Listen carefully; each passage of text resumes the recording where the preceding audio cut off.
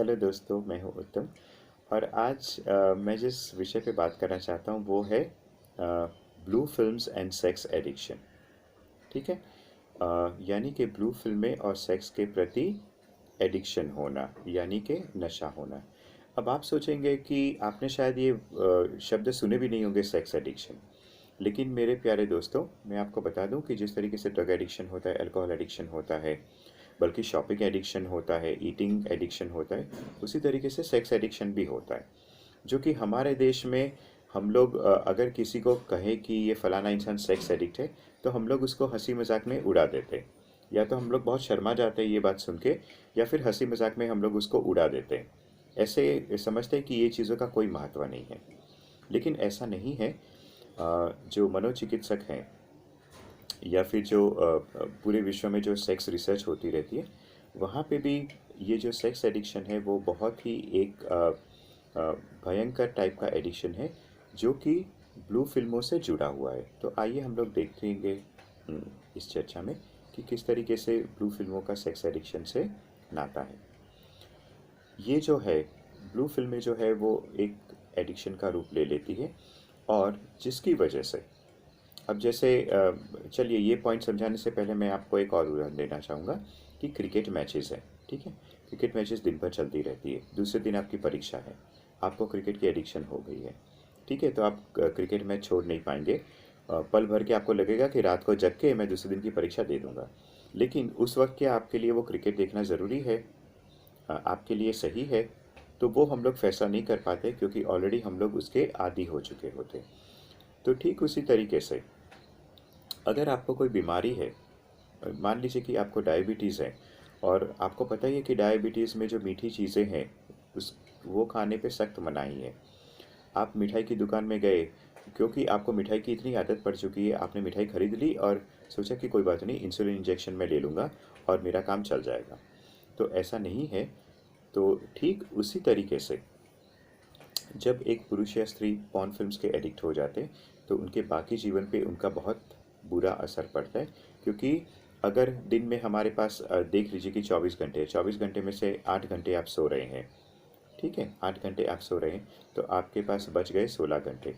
उस 16 घंटे में अगर आपने 4-5 घंटे पॉर्न फिल्म देख ली, तो आपके बाकी का काम कब होगा, आप खुद ये सोच सकते हैं।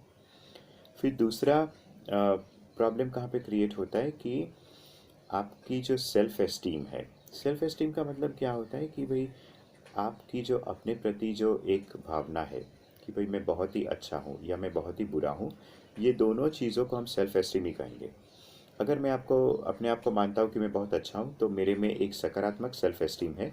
और अगर मैं अपने आप को ये मानता हूँ कि मैं बहुत ही बुरा हूँ, बहुत ही बेकार हूँ, तो मेरा जो सेल्फ एस्टीम है वो नकारात्मक रहेगा। तो ये जो फ़िल्में हैं वो देखने के बाद आपकी जो सेल्फ एस्टीम है, यानी कि अपने प्रति देखने का जो नज़रिया है वो कम हो जाता है। इसका हमेशा आप ध्यान रखें। फिर तीसरा ये है कि आपकी जो सामाजिक जीवन है उस पर भी बहुत असर पड़ेगा।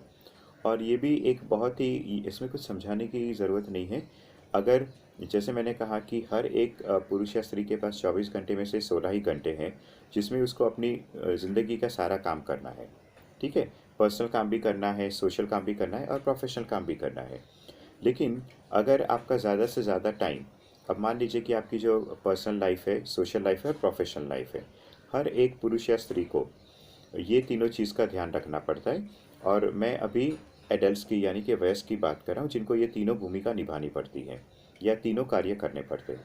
तो अब आप सोचिए कि उसके पास 16 घंटे का टाइम है, और उसमें से मान लीजिए कि उसने बंटवारा करके रखा हुआ है कि भाई 4 घंटे वो पर्सनल लाइफ पे देगा, 4 घंटे सोशल लाइफ पे, और 4 प्रोफेशनल लाइफ पे। ठीक है।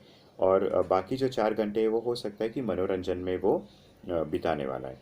लेकिन जब वो 16 घंटे में से उसके 4-5 घंटे ऐसे ही पोर्नोग्राफिक फिल्म्स देखने में बिगड़ जाते हैं, तो आप समझ सकते हैं कि वो जो 4 घंटे चले गए, वो कभी वो 4 घंटे वापस नहीं ला सकता है। क्योंकि समय एक ऐसी चीज़ है जो हम लोग अपने डिब्बे में कैद करके नहीं रख सकते, या मार्केट में जाके नहीं खरीद सकते। इसलिए वो तो टाइम चला गया। और वो टाइम में जो उसकी पर्सनल लाइफ का कुछ काम था, सोशल लाइफ का काम था, पर्सनल प्रोफेशनल लाइफ में था, या फिर रिक्रिएशनल यानी कि मनोरंजन के रूप में वो कुछ करना चाहता था, वो तो टाइम उसको मिला ही नहीं और वो चला गया हाथ से। तो ये हमेशा ध्यान रखिए कि ये नुकसान हो रहा है।